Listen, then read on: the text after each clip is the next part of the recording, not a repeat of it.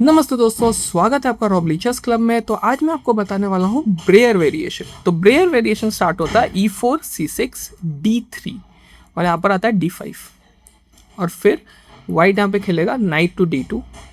अब इस पोजीशन पे आपके पास दो ऑप्शन है खेलने के लिए।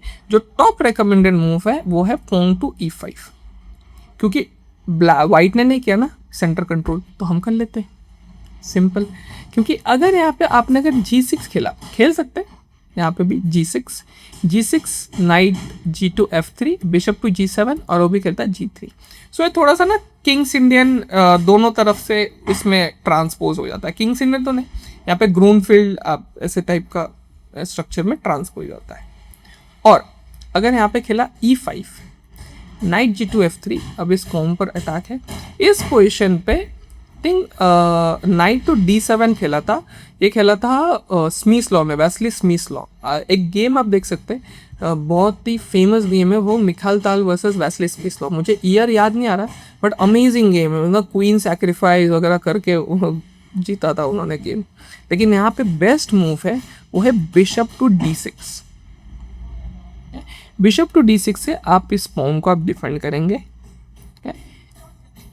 अब यहाँ पे ओपोनेंट खेल सकता है bishop to E2, knight to F6, castle, pawn to C3, rook to E8। और सिंपल डेवलपमेंट मूव्स है, देखिए सिंपल डेवलपमेंट मूव्स है। D4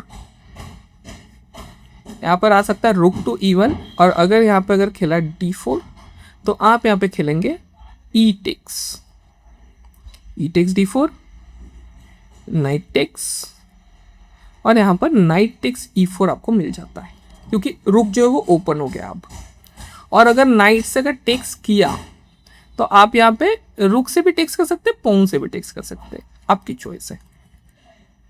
तो यहाँ पे वो D4 के लिए जाता नहीं है, और पहले वो खेलेगा रुक टू E1। आप यहाँ पे खेल सकते हैं पॉन टू H6, सिंपल है बिशप को स्टॉप करने के लिए। वो यहाँ पे खेल सकता है H3, ऐसे ये मूव आगे बढ़ेगा। इस पोजिशन में अगर उन्होंने खेला G3, अब G3 का आप लॉजिक समझिए। G3 से हुआ क्या, क्योंकि ये जो बिशप जो है ना, फ्यूचर में ये बिशप जो है लॉक हो गया ये, ठीक है, और ये अपना बिशप डेवलप करना चाहता है, ठीक है। लेकिन हाँ, हमको हमारे पास भी ऑप्शंस है, वो उसका बिशप भी इतना कुछ एक्टिव रहता नहीं है, ठीक है।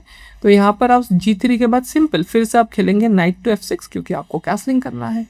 Bishop to G2, castle, rook to E8, rook to E1, night beat D7, B3। अब उसका B3 का आइडिया क्या है, क्योंकि उसको बिशप खेलना है।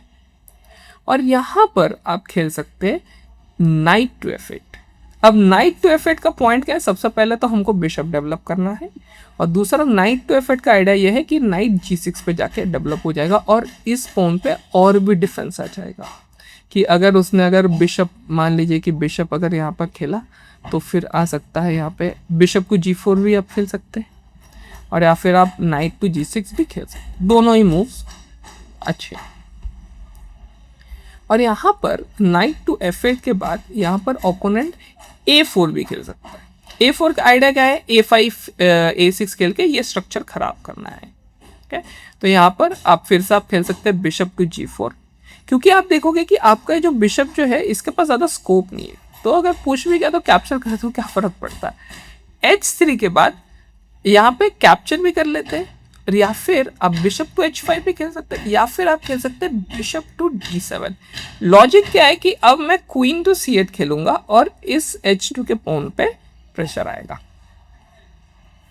तो यहाँ पर बिशप अगर A3 आता है, इस बिशप को चैलेंज किया, तो आप बिशप टू C7 भी खेल सकते हैं, पहला मूव। दूसरा मूव है आप बिशप से टेक्स कर देंगे, बिशप टेक्स आ जाएगा, वो हो गया। और यहाँ पर अगर आया किंग टू H2, उसने पहले से डिफेंड कर लिया। और ये जो स्ट्रक्चर जो है ना, कि जब जैसे उसने H3 खेला तो किंग टू H2 जो है ये इंपॉर्टेंट मूव होता है ये H3 के पॉन को बचाने के लिए। तो यहाँ पर आप खेल सकते हैं H6, H6 भी आ सकता है, नाइट टू G6 भी आ सकता है, दोनों ही मूव्स आप खेल सकते हैं। नाइट टू G6 फिर से अगर उसने बिशप टू A3 खेला तो आप कैप्चर करेंगे। अगर उसने बिशप टू B2 खेला, बिशप टू B2 पे यहाँ पर आप खेल सकते हैं पॉन टू H5। अब H5 का आइडिया क्या है कि फ्यूचर में जब ये नाइट मूव हो जाएगा तो हम खेलेंगे H4। अगर टेक्स किया तो नाइट से टेक्स, और अगर वो पुश हो गया, पुश होने पे हमको ये F4 का स्क्वायर मिलता है। ठीक है, जैसे कि मान लीजिए नाइट अगर मूव हो गया तो, और अगर यहाँ पे अगर ये कैप्चर आया तो कैप्चर पे C टेक्स है हमारे पास ऑप्शंस है खेलने के भी। ठीक है, ये बिशप से आप ये डिफेंड कर सकते हैं, तो ये पॉन जो है गार्ड रहता है, ऐसा नहीं है कि वो लूज है, ओपोनेंट उसको कैप्चर कर सकता है, ऐसा कोई ये है नहीं। और यहाँ पर किंग टू H2 के बाद आप H6 भी खेल सकते हैं। H6, pawn to A5, rook to C8, और यहाँ पर अगर D4 आया तो D4 पे E टेक्स D4, और यहाँ पर बिशप टू B4 वो भी आ सकता है। लेकिन ऐसा कोई थ्रेट नहीं रहता, जैसे कि आप एडवांस वेरिएशन में आप देखेंगे, जैसे एडवांस वेरिएशन में स्पेशली जो वेंडरविल अटैक है उसमें देखेंगे कंटिन्यूसली अटैक आ रहा है हमारे ऊपर और हमको डिफेंड कर रहे हैं। इस पे ब्रेयर वेरिएशन में ऐसा कुछ रहता नहीं कि डिफेंस करना है, हमको बच के खेलना है, ऐसा कुछ नहीं है। ठीक है, नॉर्मली आप जैसे आप पीसेस जो डेवलप करते हैं नॉर्मली, आप वैसे आप पीसेस आप डेवलप कर सकते हैं, बस हाँ थोड़ा सा मतलब लॉजिक यूज़ करना है, बस आप खेल सकते हैं इसको। तो इसीलिए आप देखोगे कि ये वेरिएशन जो है इतने लोग खेलते नहीं है। लेकिन अब इसका पॉइंट ये भी आता है कि जब लोग खेलते नहीं तो बहुत लोग क्या करते हैं, इसको प्रिपेयर ही नहीं करते, और इसी के चलते जो दूसरे लोग होते हैं जो जिनके गेम्स ऑनलाइन अवेलेबल है, ठीक है, कि अभी तो बहुत सारे टूर्नामेंट्स में ऐसे कि गेम मान लीजिए कि ऑनलाइन टूर्नामेंट है, ऑनलाइन टूर्नामेंट में मैंने पर्सन का प्रोफाइल चेक कर लिया और मुझे पता चल गया उसको कौन से ओपनिंग्स वो खेलता है या खेलती है। ठीक है, तो मैं उस पर जब मैं देखूंगा, मैं गो थ्रू करूंगा, फिर देखूंगा कि ज़्यादातर किसी ने ना इसके अगेंस्ट में खेला ही नहीं है, तो मैं ट्राई करता हूँ इसके अगेंस्ट में।